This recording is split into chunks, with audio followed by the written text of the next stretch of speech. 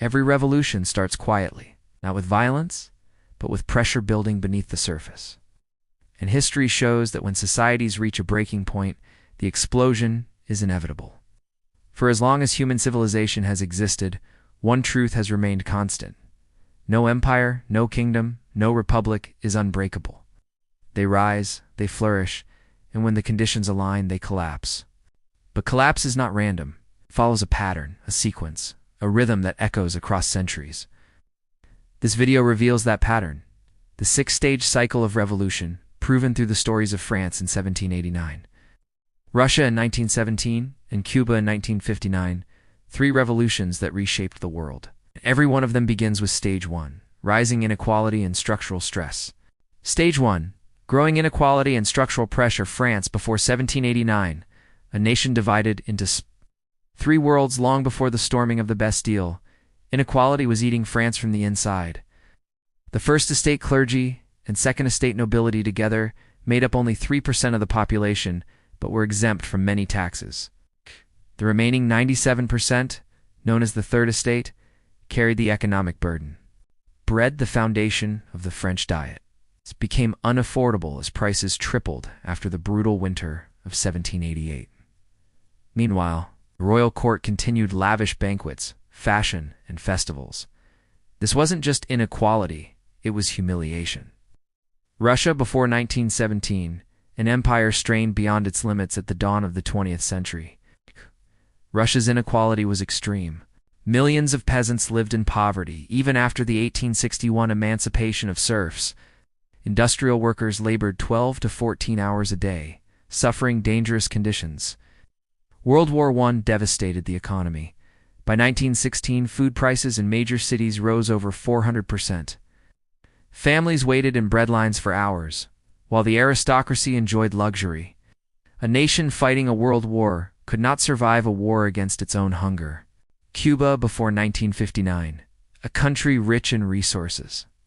Poor in opportunity, Cuba in the 1950s was a paradox. It had high GDP for Latin America, but wealth was concentrated in a tiny elite. U.S. corporations controlled a large portion of sugar and tourism profits. Rural poverty was so severe that 1/3 of Cubans were illiterate. Access to doctors, schools, and property was highly unequal. Economic inequality fueled social resentment. Resentment fueled political movements, and soon the fire would spread. When inequality grows unchecked, tension becomes inevitable. But tension alone doesn't start a revolution. Stage 2 is where cracks in the system become impossible to hide. A society can survive poverty. It can survive inequality. But it cannot survive when its people lose faith in their leaders. After inequality rises, the next domino to fall is trust in the ruling system. And once that trust crumbles, the countdown to revolution begins. Stage 2, corruption, abuse of power and government failure. France, a court detached from reality. Even as France spiraled into debt, the royal court appeared oblivious.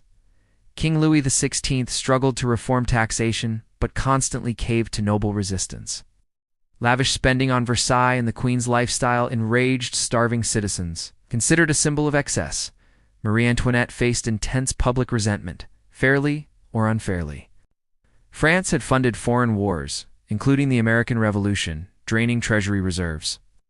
The monarchy seemed incompetent and disconnected, a dangerous combination. Russia, corruption at the heart of the empire in Russia. Corruption wasn't hidden, was notorious.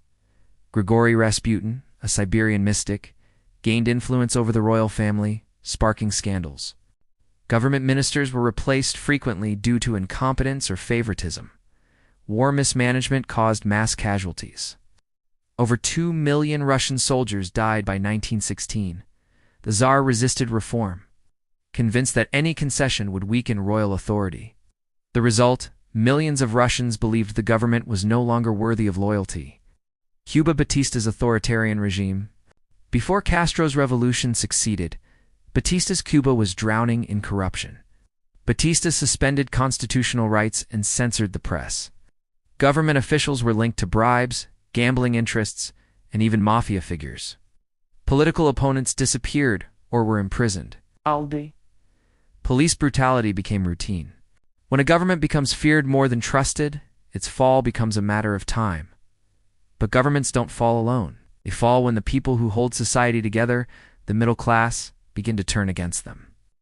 And that brings us to stage 3. The middle class is the heartbeat of any stable society. When it begins to fracture, the entire system begins to tremble. Unequal societies are unstable, but revolutions ignite only when the middle class teachers, merchants, professionals, students begins to shift from frustration to activism. Stage 3. Collapse of social stability and rise of radical ideas. France. Philosophers prepare the spark. The Enlightenment provided France with ideological fuel. Rousseau argued that sovereignty belonged to the people. Montesquieu promoted separation of powers. Voltaire attacked the church's influence. Pamphlets spread widely. Reading clubs and cafes became political battlegrounds. France's middle class no longer believed the monarchy could reform itself. Russia workers and intellectuals align. In Russia, pressure built on two fronts. Industrial workers demanded rights and higher wages. Educated professionals wanted constitutional reforms and political modernization. When the Tsar ignored both, moderate demands transformed into revolutionary demands. Groups like the Bolsheviks capitalized on this frustration, promising peace and end to the devastating war. Land redistribution for peasants' bread, food security for cities, it was a message that resonated across classes. Cuba's students and urban workers rise up. Cuba's revolution was not started by farmers alone. University students staged protests and organized underground movements. Journalists reported corruption despite threats. Urban professionals supported Castro's July 26th movement as Batista restricted civil liberties. The middle class, once supportive or neutral, now fueled the revolution's momentum. But frustration and ideology alone do not topple regimes. Something even more dangerous must happen. The people must lose faith in every institution meant to protect them. At a stage 4, the point of no return. A government may survive protests. It may survive corruption. But when people stop believing in the courts, the police, the elections, in the media, the revolution becomes unstoppable. Institutions are the pillars of every society. When they crumble, chaos becomes inevitable. Stage 4. Institutional collapse and the spark. France. A broken political system by 1789. The Estates General hadn't met for 175 years. Representation was unfair, giving nobles and clergy disproportionate power. Bread shortages caused riots in Paris. The monarchy failed to provide solutions, deepening public rage. The storming of the Bastille was not random. It was the natural consequence of institutional paralysis. Russia. Blood on the snow. Institutional trust in Russia collapsed dramatically in 1905. During a peaceful protest for better working conditions, imperial guards opened fire. Hundreds died in what became known as Bloody Sunday. The Duma parliament was created but had no real authority. Soldiers, once loyal, began deserting in massive numbers. By 1917, the Tsar's government had lost legitimacy in every part of society. Cuba, the final erosion of trust in Batista's Cuba. Elections were widely considered fraudulent. Courts were seen as tools of the regime. Media was censored, pushing people toward underground information. Police forces acted as enforcers of dictatorship, not protectors of the people. Once institutions are seen as corrupt or meaningless, people stop trying to reform the system and begin trying to replace it.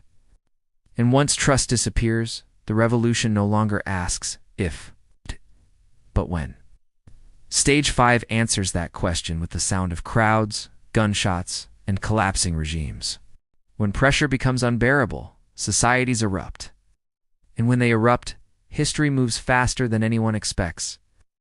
Stage 5, the revolutionary break. France, July 14, 1789, citizens storm the Bastille, seizing weapons and symbolically ending royal authority. Peasants revolt across the countryside. Cities declare independence from royal control. The monarchy collapses and the revolution accelerates. Russia, February 1917.